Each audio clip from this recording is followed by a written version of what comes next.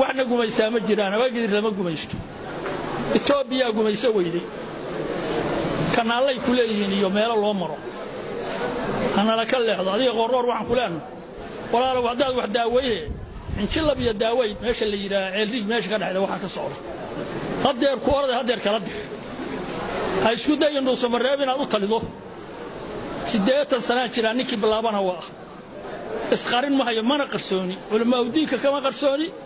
madaxweynaha Maxamed Shaakir kama qarsooni ummadda dhan baa taqaana maanta meesha yartaa dadka ugaaska iyo uradka cayr oo heer colow oo ugaasku iyagu amraan aad ku celisay karaameeda kugu filaada iska tagi doona dadka aad ururinaysa qurirka nooga daa naga leexo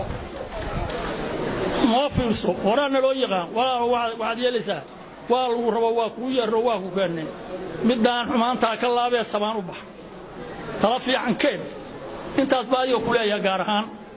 madaxweynaha waxaan leeyahay Sheekh Maxamed Shaakir laban laab oo misna laban laab talada sidaad u haysan noogu hay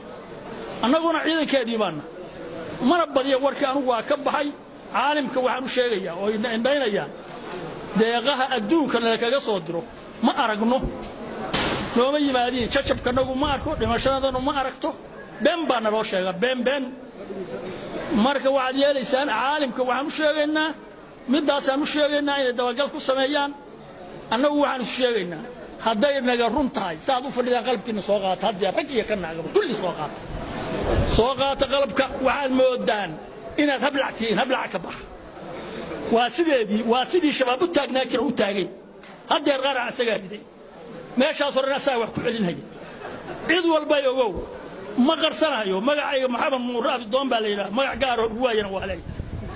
soo qaata gabdhuhu qoryaha soo qaateen dhalinyaro soo qaat nin qoran la bariyana arag soo qaata alaabta intaas aan uga baxayaa